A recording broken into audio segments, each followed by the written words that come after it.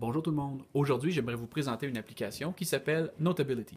C'est une application qui permet de prendre des notes manuscrites, mais également de prendre des notes avec le clavier. Une fois les notes prises, on peut les partager avec d'autres personnes. On peut également annoter des fichiers PDF, on peut annoter des images, même annoter des sites web. L'outil Notability est représenté par un crayon avec un micro. Allons voir à l'intérieur. Toutes les notes sont classées ici avec des onglets de couleurs différentes. Ça nous permet de gérer nos cahiers de notes et de créer des sujets différents au besoin. Vous voyez par exemple ici, j'ai déjà des notes pour mon groupe 70, mon groupe 72 et j'ai aussi une note qui contient mes cahiers réponses. Pour créer un nouveau sujet, c'est assez simple. On fait le plus, on crée un sujet et pour aujourd'hui, on créera un sujet qui s'appelle pratique. Pour créer une nouvelle note, vous voyez qu'on ne peut toujours pas écrire, il faudra aller cliquer sur le crayon bleu en haut à droite. Et voilà, on a maintenant une note. Pour écrire dans ce document-là, vous avez plusieurs options. On peut prendre l'outil texte, toucher l'écran et écrire le message directement avec le clavier du iPad. Si vous préférez utiliser un stylet ou vos doigts, on utilise l'outil crayon et on va pouvoir dessiner sur la page directement. Si on laisse notre doigt longtemps sur le crayon, on obtient des choix différents. On a également un outil surligneur, même principe, si on laisse notre doigt longtemps dessus, on aura des options différentes de couleur, de grosseur, de transparence.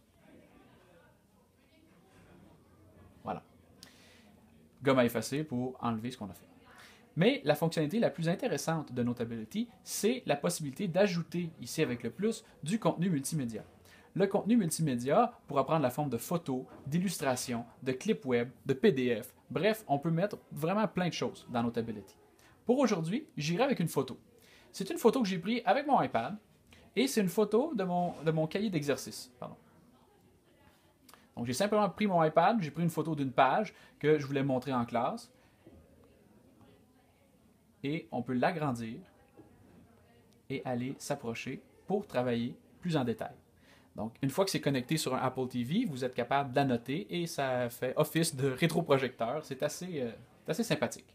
Donc, avec l'outil crayon, je pourrais venir ici puis encercler les numéros. Je pourrais venir surligner des parties du texte que je trouve particulièrement importantes. Quand tout ça est fait, peut-être qu'on a besoin également d'ajouter un peu de voix à l'intérieur de ça. Donc, vous remarquerez qu'il y a un micro ici en haut. En touchant le micro, l'enregistrement débute. Vous voyez les secondes défiler. Alors, bonjour Guillaume, bonjour Martin, j'espère que tout le monde passe une belle journée. Quand c'est terminé, on touche le micro, on arrête l'enregistrement et il y a une petite flèche qui apparaît juste ici. En cliquant sur la flèche, on est capable d'entendre ce qu'on vient d'enregistrer, la capsule sonore. En touchant le micro, l'enregistrement débute. Vous voyez les... Et voilà. Maintenant qu'on a des notes de cours, il serait bien d'être capable de les envoyer à quelqu'un d'autre. Eh bien, rien de plus facile. On clique sur la flèche ici en haut pour dire partager et regardez toutes les options qui s'offrent à nous. On peut l'envoyer par courrier électronique à quelqu'un, on peut le mettre sur Dropbox ou Google Drive, on peut l'envoyer par AirDrop. Bref, c'est facile de partager ces notes avec d'autres personnes. Pour aujourd'hui, on va choisir l'option courrier électronique parce que je ne suis pas convaincu que tout le monde a un compte Google Drive encore. Alors, courrier électronique et on choisit le format. On peut l'envoyer en format note, c'est-à-dire un format qui sera pris en charge par Notability. C'est un format qui conserve le son et qui sera lu par n'importe qui a Notability. Si on sait qu'on va partager ce document-là avec quelqu'un qui n'a pas Notability, alors à ce moment-là, on peut l'envoyer en format de traitement de texte ou en format ici PDF qu'on connaît déjà assez bien. Donc pour aujourd'hui, choisissons Note et envoyer les notes par courrier électronique.